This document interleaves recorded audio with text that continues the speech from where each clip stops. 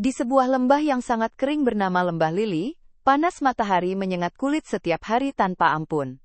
Hujan adalah kemewahan yang jarang sekali turun membasahi bumi yang retak. Penduduk desa hidup dalam kesederhanaan yang penuh tantangan alam yang keras. Mereka harus menghemat setiap tetes air yang mereka miliki agar bisa bertahan hidup. Di tengah kerasnya alam itu muncullah cobaan baru yang sangat mengerikan bagi warga Lembah Lili. Sebuah wabah penyakit kulit aneh melanda desa, membuat kulit penderitanya melepuh dan terasa sangat panas. Banyak tabib desa yang sudah angkat tangan karena ramuan mereka tidak ada yang manjur. Suasana desa yang awalnya damai, kini dipenuhi suara rintihan kesakitan yang memilukan hati. Seorang gadis muda bernama Alvera, tidak bisa tinggal diam melihat penderitaan warga di sekitarnya. Alvera adalah gadis yang tangguh, dan memiliki rasa empati yang sangat tinggi terhadap sesama. Ia menghabiskan waktu siang dan malam merawat para tetangganya yang jatuh sakit akibat wabah tersebut. Meskipun tubuhnya lelah, semangatnya untuk menemukan obat penawar tidak pernah luntur sedikit pun. Suatu malam saat merapikan perpustakaan peninggalan ayahnya, Alvera menemukan sebuah gulungan perkamen kuno. Perkamen itu menceritakan tentang sebuah pusaka alam, berupa tanaman berdaging tebal yang memiliki lendir dingin penyembuh luka. Tanaman itu konon tumbuh di sebuah oasis rahasia yang dijaga ketat oleh badai pasir abadi. Tanpa ragu sedikit pun, Alvera membulatkan tekad untuk mencari tanaman penawar tersebut demi keselamatan desanya. Pagi harinya, sebelum matahari terbit sempurna, Alvera sudah mengemasi perbekalan secukupnya. Ia memasukkan beberapa potong roti kering dan sekantung air minum ke dalam tas kainnya yang usang. Penduduk desa yang mengetahui niatnya berusaha mencegah, karena perjalanan itu sangat berbahaya dan mengancam nyawa. Namun, tatapan mata Alvera yang tajam menyiratkan pendirian yang tidak bisa digoyahkan oleh siapa saja. Kepala desa yang bijaksana akhirnya memberikan restu dengan berat hati sambil memberikan sebuah peta tua. Peta tersebut konon merupakan peninggalan pengembara masa lalu yang pernah melihat oasis itu dari kejauhan. Alvera mengucapkan terima kasih dan memohon doa agar Sang Pencipta melindunginya dalam perjalanan suci ini. Langkah kakinya mantap meninggalkan batas desa menuju gurun pasir yang luas dan tidak bertepi. Perjalanan di hari pertama terasa sangat menyiksa, karena angin panas terus menerpa wajahnya dengan kasar. Pasir halus beterbangan masuk ke dalam mata dan mengeringkan kerongkongan yang sangat haus. Alvera harus berjalan perlahan sambil menutupi wajahnya dengan kain usang agar tidak terbakar terik matahari. Bayangan desanya yang menderita terus menjadi bahan bakar semangat saat tubuhnya mulai terasa goyah. Malam hari di gurun ternyata membawa suhu dingin yang menusuk tulang hingga ke sumsum. Alvera membuat api unggun kecil dari ranting kering yang ia temukan berserakan di jalan. Ia menatap peta tua itu, di bawah cahaya api, mencoba memahami rute yang harus ia tempuh esok hari. Dalam sunyi malam ia berdoa kepada Sang Pencipta, agar diberikan kekuatan penuh untuk menyelesaikan misi mulia ini. Pada hari ketiga, persediaan air Alvera menipis drastis, sementara tujuan masih terasa sangat jauh. Di tengah kelelahan yang luar biasa, ia melihat sosok manusia tergeletak di atas gundukan pasir panas. Alvera segera berlari menghampiri sosok tersebut dan mendapati seorang pemuda yang pingsan karena kehausan parah. Tanpa berpikir panjang, Alvera memberikan sisa air minumnya yang berharga ke mulut pemuda itu. Pemuda itu perlahan membuka mata dan terbatuk pelan setelah air membasahi kerongkongannya. Ia memperkenalkan dirinya sebagai Faro, seorang pengelana yang tersesat saat mencari sumber air baru. Faro sangat berterima kasih atas kebaikan hati Alvera yang telah menyelamatkan nyawanya dari maut. Sebagai bentuk balas budi, Faro berjanji akan menemani dan melindungi Alvera dalam perjalanan berbahaya tersebut. Kehadiran Faro memberikan warna baru dalam perjalanan Alvera yang semula sunyi dan penuh tekanan batin. Faro memiliki pengetahuan yang luas tentang rasi bintang dan cara membaca arah angin di padang pasir. Mereka berdua saling melengkapi dan berbagi cerita tentang masa lalu serta harapan di masa depan. Benih kepercayaan mulai tumbuh kuat di antara dua insan yang dipertemukan oleh takdir ini. Faro bercerita bahwa gurun ini sebenarnya dikuasai oleh kelompok penyamun kejam yang dipimpin oleh Sapon. Sapon adalah pria serakah yang memonopoli semua sumber air bersih dan menjualnya dengan harga sangat mahal.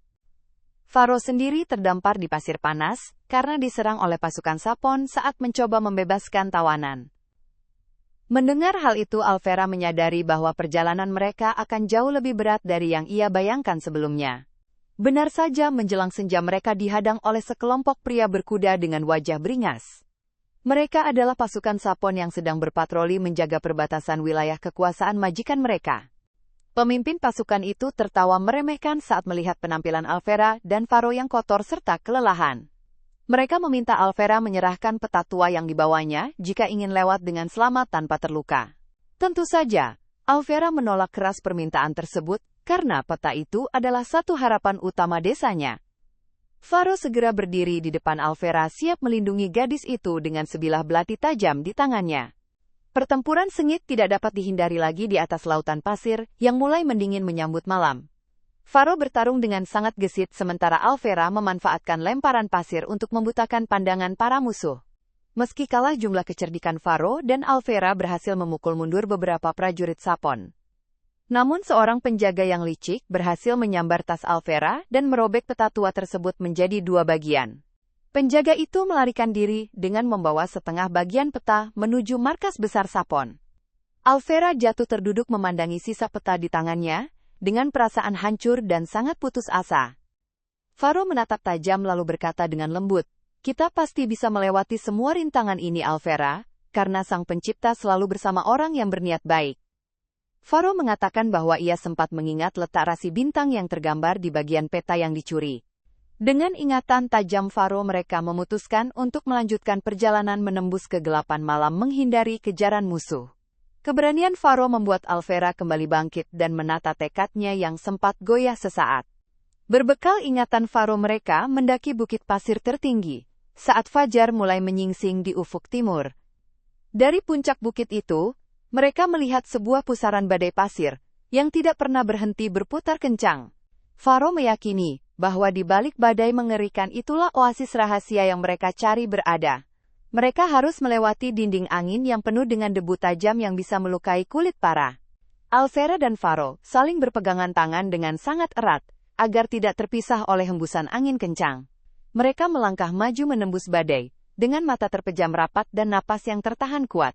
Suara angin bergemuruh seperti auman monster, kelaparan yang ingin menelan tubuh mereka secara utuh. Kulit mereka tergores oleh kerikil tajam yang terbawa pusaran angin, namun mereka menolak untuk mundur. Setelah perjuangan yang terasa sangat lama, angin mendadak berhenti dan suasana menjadi amat tenang. Mereka membuka mata dan terpukau melihat pemandangan indah yang ada di hadapan mereka saat ini. Sebuah danau kecil dengan air sejernih kristal, dikelilingi oleh rerumputan hijau yang sungguh subur. Udara di tempat itu terasa sangat sejuk dan segar berbeda jauh dengan kondisi gurun di luar sana. Di tepi danau tumbuh rumpun tanaman aneh, yang bentuknya memanjang meruncing dengan duri kecil di pinggirnya. Tanaman itu berwarna hijau segar dengan bintik putih dan daunnya terlihat sangat tebal berisi banyak cairan. Alfera mendekati tanaman itu, dan menyentuh permukaannya yang terasa dingin menyejukkan. Ia sangat yakin bahwa inilah pusaka alam yang disebutkan dalam perkamen tua milik ayahnya. Tepat ketika Alfera hendak memotong satu daun sorakan kasar memecah keheningan tempat suci itu.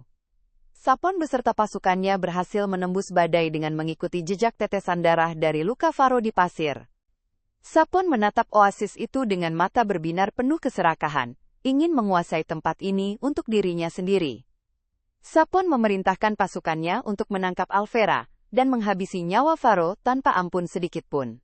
Faro kembali bertarung sekuat tenaga untuk melindungi Alfera dari serangan pasukan Sapon yang beringas.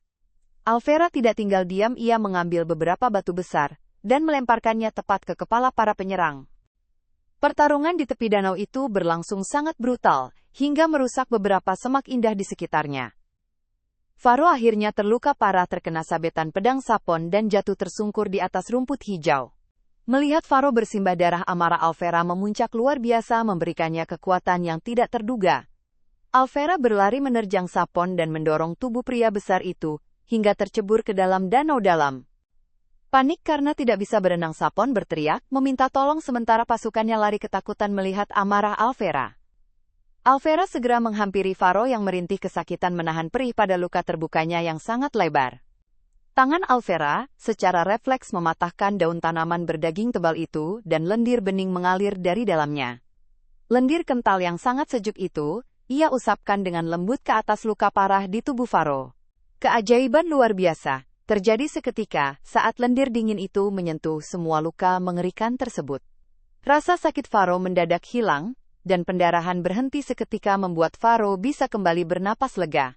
Tanaman itu membuktikan khasiatnya sebagai penyembuh luka terhebat yang pernah ada di muka bumi ini. Karena bentuk daunnya yang memanjang tebal, menyerupai lidah hewan buas reptil besar dan bergerigi di tepinya, Alfera menamainya lidah buaya. Alfera dan Faro mengumpulkan banyak bibit dan daun lidah buaya untuk dibawa pulang ke Lembah Lili. Mereka meninggalkan oasis dengan hati yang penuh rasa syukur atas petunjuk dari Sang Pencipta alam semesta. Sesampainya di desa, kedatangan Alfera disambut dengan tangis haru oleh seluruh warga yang masih bertahan.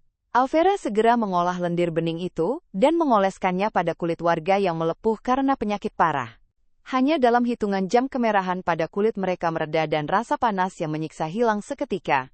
Seluruh penduduk desa sujud bersyukur melihat keajaiban nyata yang dibawa oleh gadis muda pemberani ini. Lembah Lili yang dulunya penuh penderitaan kini perlahan bangkit menjadi desa yang sehat dan sejahtera. Penduduk mulai menanam lidah buaya di setiap pekarangan rumah sebagai obat dan pelindung keluarga mereka tercinta. Faro memutuskan untuk menetap di desa itu dan membangun kehidupan baru yang bahagia bersama Alfera. Mereka berdua dihormati sebagai pahlawan yang membawa keselamatan dan perubahan besar bagi desa kelahiran Alfera. Kisah perjuangan Alfera menyebar ke berbagai penjuru negeri, menjadikan tanaman itu terkenal di seluruh tempat. Tanaman yang tumbuh di tanah gersang ini menjadi simbol ketahanan, ketulusan, dan kemampuan untuk menyembuhkan luka terdalam. Perjalanan panjang melintasi gurun membuktikan bahwa niat yang tulus akan selalu menemukan jalan keluarnya. Segala kesulitan dan penderitaan pada akhirnya akan bermuara pada keindahan jika manusia mau berusaha menolong sesamanya tanpa pamrih. Semoga setiap bait kisah ini menjadi hiburan yang menyenangkan hati sekaligus sumber pembelajaran moral yang berharga bagi setiap langkah kehidupan dalam naungan kasih Sang Pencipta.